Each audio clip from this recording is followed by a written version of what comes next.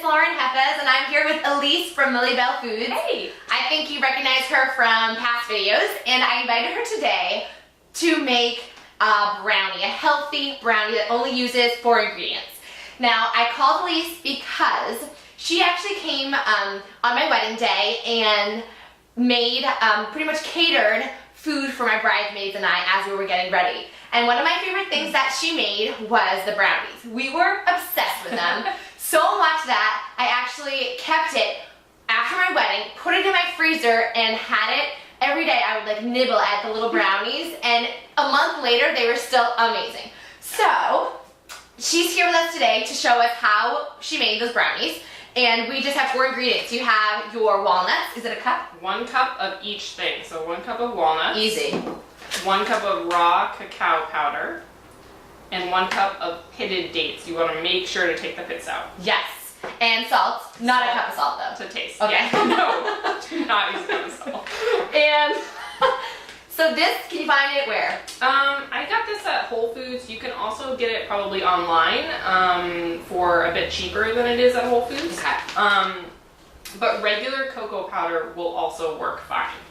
Cool. So very awesome. So then we're gonna come over here to our blender. Okay. And you said first we want to put in the walnuts and kind of make a powder.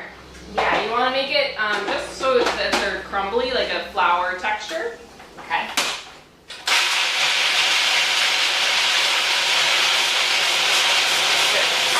Good? Great. Okay. So you don't want to overmix it.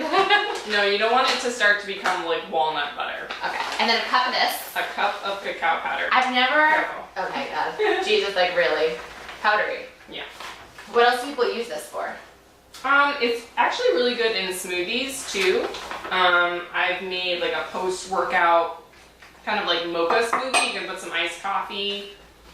If you like protein powder and cacao powder, it's really energizing. I think there's natural caffeine in it, but it's really great. So these make a great afternoon pickup instead of a cup of coffee. Yeah.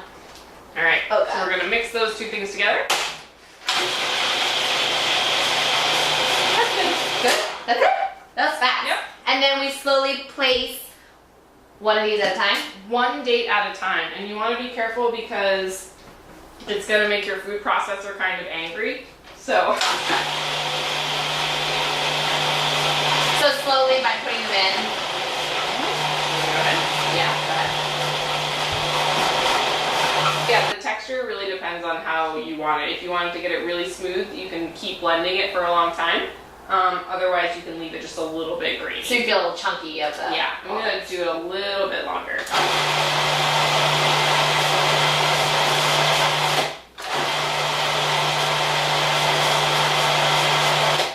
It also depends on how high-powered your food processor is. This girl's been working for a while, so. Probably 30 years old. Is it ready? I think it's pretty good. What we can do now too is you probably want to put the salt in and then Mix it more? Yeah. Okay, so adding. You know, salt. I'll be honest, I never measure salt because how are you supposed to get it inside like a measuring spoon? That never works for me. Right. So I just kind of did like 4. yeah, Then I'd say like half a teaspoon maybe. That's good. Yeah. And salt to taste. Salt is going to bring out the sweetness. Yeah. So now after you've blended it all up. Actually, I think it's important to taste it and just make sure that it's as sweet as you want. Yum. Good, okay. Perfect. So now we're gonna put it into this dish. You can use an 8x8 square one or whatever dish you have. And either with your fingers or a spoon, you wanna press it down evenly and just kind of pack it down. Make sure it's really dense and tight. So what does this do? If you put it in the freezer after this, then what? Yeah, and then what's the point of doing that? Well, if you tried to make it into balls now, it would be too crumbly and a little greasy, honestly, with all the fat from the walnuts. So you want to compact it, push it down, put it in the freezer for honestly like a half an hour. Then you can cut it and make it into either squares or little brownie ball bites. Perfect. Anything you want. I usually end up eating like right a good portion of it like right now. That's what we're gonna end up doing. Alright, so I'm putting it in the freezer. Yeah. And half an hour, and brownie mix out of the freezer. And what do you suggest we do now? So now you can either cut it into squares and serve it like that, or as I do sometimes late at night, just like eat it right out of the container.